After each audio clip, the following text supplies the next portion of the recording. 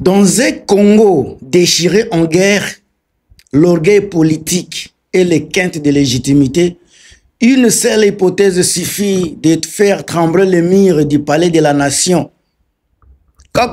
Une seule hypothèse suffit pour faire trembler le mur du palais de la nation. Si le M23, fort de son poids militaire, décidait de tendre la main à Joseph Kabila, et ce sont les choses qui peuvent arriver à tout moment, parce qu'on est tous dans le même combat de faire chuter Tshisekedi et son régime dictatorial. Ce serait d'abord bien plus qu'un simple rapprochement, ce serait un séisme politique, une union entre la rébellion la plus redoutée de l'Est et ancien maître du pouvoir, tissant un pacte capable de redessiner le destin du pays. Face à un Tshisekedi fragilisé, à une armée divisée et à une diplomatie à perte de souffle, une telle alliance pourrait transformer la guerre du Kivu en bataille nationale pour le contrôle du Congo, la RDC. Le retour de Joseph Kabila, non plus par les urnes, mais par la légitimité du terrain et du dialogue, deviendrait le cauchemar politique que Tshisekedi redoute le plus. C'est le sujet du jour à l'élo. Oyo akosepela koyoka makambu tina suka bande gobozo akiti bofanda to solola parce que c'est le pays qui nous appelle. Tout a commencé à remercier bande konangai, surtout ko abanda a commencé par maman nanga Annette, Marie-Antoinette Makayabu na niveau ya France, François Mboukou na niveau ya France également, Chirac Makayabu, Crispin Kayembe na niveau ya Angleterre, mais na France de temps en temps, bande konanga apôtre Kivoloka pardon, Massoudi Bin Olela na boboza ebele des fois bakombo na kometrijango na mutu eza pasi, mais en tout cas ndeko nanga disabe oyebi bien Bruno Christian ndeko nangai Thomas Niange na niveau ya Canada, merci na soutien na bino na chronique d'Inès TV. Alors si le plat politique nini nde tokoki ko retirer soki Joseph Kabila na AFC nanga basangani bango tout, parce que objectif na ya Joseph Kabila so totali bien eza pona ko zongisa autorité à l'état to so totali pe objectif ya AFC nanga eza pona ko zongisa autorité à l'état, mais ba division wana sikaso ba longoli kinini bakambo ya division ba zongisi unité entre opposition pour faire face à Tshisekedi bandeko. Si le plat politique national naza komona ba renversement ya ba alliance kozala ebele, une alliance ya M23 na Kabila signifierait une recomposition complète du paysage politique congolais précisément. Kabila redeviendrait l'homme fort de l'Est, capable de fédérer la frustration régionale et à la nord, Sud Kivu, Ituri, Maniema, Katanga contre Tshisekedi. C'est quelque chose de très important. Alors pour Tshisekedi, ça serait un choc stratégique. Il serait se retrouver face à un bloc politico-militaire doté des fois d'une base populaire, d'un appareil d'acier autozobenga ba FCC, ba PPRD ya Joseph Kabila, et d'une capacité militaire concrète ya M23. Ba élément moko très capital et très fort sur le plan politique national. Ce qui M23 na Joseph Kabila ba sangani. Alors boko sentir directement affaiblissement du régime Tshisekedi. Mukolo boko yoka ba sangani kaka. Le même jour wana, tellement que le régime Tshisekedi est faible, et qu'on s'affaiblir, et qu'on s'effondrer. Le pouvoir de Tshisekedi ça se repose sur trois piliers kaka. Appui diplomatique ya occidental, Union européenne, na américaine, baza ko s'appuyer pe na armée à FARDC et ba alliés ya wazalendo, na contrôle institutionnel et ses alliances locales. Et l'Assemblée nationale, la justice, la finance. Quand il y a un pilier, il y a Tshisekedi bao bayebite na pese la bino pilier ya régime ya Tshisekedi pouvoir ya Tshisekedi eza ko se reposer sur kaka appui diplomatique ya libanda ya yete ya ba américain na ba union européenne ya ba FARDC na ba wazalendo et puis na contrôle ba institution otozo benga assemblée nationale na ba gouvernement wana ba ministre wana. Alors une alliance M23 Kabila viendrait miner ces trois piliers à la fois et koya ko longolango à la fois bandeko à la fois malembete mais à la fois. Donc militairement d'abord baza affaibli ba FARDC bobino moko bozo mona ndenge FARDC si le terrain bazo ko kate bazo ko kakutu ko récupérer terrain te baza ko tchela motema ba wazalendo oyo baza formé te baza discipliné te bazangi orientation. Alors politiquement et vous allez perdre des narratifs ya M23 terroriste baza ko ba soutenu par Kigali wana perte wana ko sila ba ko lo bango lisusu te. Et puis symboliquement Kabila deviendrait le porte-drapeau de la réconciliation nationale par le dialogue. Point et trait et point barre. Wana ezaba point de vie nanga. Si vous avez d'autres points de vie, bozanga te ko tiango na kati ya ba commentaire. Ça me fera du bien parce que na kolingana yo kapé ba point de vie na bino bandeko. Surtout président nani François Mboukou soki otie point de vie na yo ekosalanga bien. Ndeko nanga Thomas Nianga, ndeko nanga papa tonto mususu Raphaël pour boire. Soki otie commentaire na yo ekosalanga bien na koyeba nini bino boza ko kanisa bino bakolo masolo bino bato ba idéologie bino bato boza na information boza vraiment na nini boza ba politicien na kolo ba des fonds des souches bokozala na eloko ya mutuya oyo boko bakisa na makambo naza ko sala na ba analyse na ngai. Alors bandeko affaiblissement na uti kolobela sur le plan politique na uti kolobela bino nini renversement d'alliance na pesi bino affaiblissement régime ya Tshisekedi sikalelo deuxième point que sur le plan régional na uti kolobela sur le plan national sikatokota sur le plan régional tant tozolobela régional eza Angola tozotala ba Rwanda tozotala Uganda ba Tanzanie ba Congo Brazza donc ba région wana nyos. Pour la Rwanda par exemple Kigali verrait cette alliance comme un coup de génie stratégique. Si Kabila ancien président et ex-allié ya Rwanda aza ex oui entre dans le jeu tokotolobi akota na kati ya jeu, cela légitimerait indirectement le M23 réduisant le poids du discours de Kinshasa sur l'agression étrangère et ko alléger Kagame na makambo ebele ako zala ouf finalement makambo ya ba Congolais et comme kaka ya ba Congolais.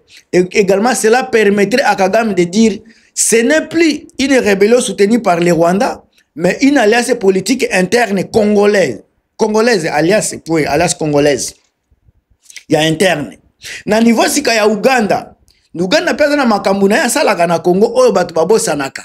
Il est tellement actif que le régime à Chilombo babomba makambo na ye bango bazaka ka kosaligné sima ya M23 pona nini na salaki émission pona actualité pona visibilité ya monde basalaka mais Uganda pe bazana makambo bazo sala na Congo. Alors pona Museveni qui est plus pragmatique na makambo ya Congo akotala net opportunité stabilité Kabila est perçu comme un interlocuteur fiable pona bango. Kabila aza mutu moko fiable aza mutu moko aza koloba makambu donc bango baza crédible pona bango. Alors Uganda bakoki ko soutenir pe discrètement tout rapprochement capable ya ko neutraliser ba ADF et de réouvrir les axes économiques Goma Kasindi Kampala et ko sala ba Ugandais bien po ba ADF wana baza problème tant que ba Congolais ba ko solola te kuna ko zala pe problème pona ba Ugandais pe baza ko zela muto ya ko zala capable ko mema idée à dialogue national inclusif ou ko permettre tous les mutu à se retrouver parce que ba chef ya ba ADF bazo travailler na Tshisekedi ba chef ya ba FDLR bazo travailler na Tshisekedi. Alors pona ko jouer, ko déjouer makambo wana, il faut batu bafanda. Pona ko fanda, il faut bazala pena mutu oyo akozala capable ya kopesa ya kotia makambo na mesa. Ba Ugandais pona bango, Joseph Kabila c'est l'homme qui est capable ya koloba ba vérité oyo Tshisekedi aza kobanga. Alors côté Angola pe ezape bango pe bazawana. Angola Garaba accord à Luanda est proche à Tshisekedi. Verrez cela yako talango na liso ya bien te parce que azamuto à Tshisekedi. Et là on a signifié marginalisation, il y a processus de paix officiel au Esalaki et la montée à puissance des blocs pro Kigali. Na minicho eza pro Rwanda soit pro Angola. Nenenge makambo tambola. Alors si le plan diplomatique et symbolique yango pe na kopesa point de vue na ngai. Bino batu ya mayele s'il vous plaît, bo banda ko orienter nga na kacha ba commentaire sika na lobi mabe na ba point parce que nazo après ba émission na kolinga na continuer toujours kotanga ba moi développement nanga poétique à la de temps en temps na kacha mutu. Bandeko, le temps est grave. Si le plan diplomatique est symbolique, tozana ba narratif international. L'image de Tshisekedi déjà contestée sur la région dans les droits humains et de la guerre de l'Est, dans la guerre de l'Est, serait encore plus fragilisée. Dans le niveau ici le plan diplomatique, ndenge makamozo tambola, sur le plan il y a des droits humains. Na kati ya guerre eza koleka na Congo, Tshisekedi ozala lisusu plus fragilisé sur le plan diplomatique. Kaka kosangana ya M23 na Joseph Kabila, Tshisekedi kozala vie dans liso ya mabe pona makambo ba droit de l'homme. Alors l'Occident pourrait commencer à douter de la capacité de Tshisekedi de pacifier le pays. Un rapprochement de Kabila M23 renforcerait Kinshasa à reconsidérer le dialogue politique que Tshisekedi rejette jusqu'ici. Soy kaka bakutani. Pouf! Makambo seza ko sha makambo boko mona ba changement bino moko. Boko mona ba changement. Donc, awasika est comme une renaissance à Joseph Kabila Kabangi. Kabila deviendrait homme de consensus, celui capable de réconcilier le Congo avec l'Est. Il récupérerait son image d'homme silencieux mais stratégique, renforçant les sentiments nostalgiques d'une stabilité relative sous son règne. Ah! Sur le plan sécuritaire, c'est Katolo Banini. Parce que M23 Bangonde Bazako a assuré côté Bitumba. Une alliance, il y a M23 Joseph Kabila donnerait une naissance à une force politico-militaire hybride avec des combattants aguerris sur le terrain, des cadres politiques expérimentés et un réseau logistique acier. Oya Kalawana. Tshisekedi serait contraint soit à négocier ce qu'il a toujours refusé publiquement et puis durcir la répression risquant une guerre civile à cantonation politique et ethnique. Botala sika, soki bakutani force politico-militaire wana. Joseph Kabila azana ba politicien ba cadre politique expérimenté. Bokena ba Bin Karubi, bokena ba José Makila, bokena ba baza ebele kuna ba kombo bilongi nazo ba kombo na yebi penzate il faut que lo ba vérité ba kombo ezana soki ba lobi kombo na kombo papa yo papa ngo ye wana mais baza mayele côté expérience politique baza nango cadre baza na réseau logistique ya kala bango baza nango ba yebi ndenge baza ko travailler pendant que Tshisekedi azako vivre na azako manigase azako meka donc azako kata yebiteni na azako sala na makambo politique azana vision te azana na plata moko te azana orientation ata moko te kaka kotambola kaka bitambola tambola. Alors sur les stock to bandi ko lobela pe nini sur le plan social et psychologique. Si le plan social et psychologique n'a pas le na likambongo, nazo kita. Dans une partie du Congo, notamment, tant que l'Obela Est par exemple, ces rapprochements seraient perçus comme une ouverture et une main tendue vers la paix. Mais dans l'ouest, na kati ya Kini, beaucoup verraient cela comme comme trahison. Une tentative de ce qui a Kabila qui revenir au pouvoir par la guerre, même si ce n'est pas cela. Na scénario possible. Dialogue nani Kabila M23 la reconnu, ba conséquence principale de la nouvelle transition politique, ba négociation inclusive. Donc ce qui total scénario sous ya Tshisekedi oza ko refuser ba dialogue, aza ko réprimer kaka batu, guerre kozala toujours prolongée, ba division du pays dans na kati ba zone influence et kozala toujours existant et puis kozala et kozala plus. Ba alliance tripartite M23 Kabila na opposition par exemple o ya Katumbi ou ya babatu misusu wana. Bloc national kozala anti Tshisekedi. Ba intervention étrangère au côté kozala wana par exemple batu ya SADC batu ya Angola ba koya na bango na niveau ya guerre par procuration régionale.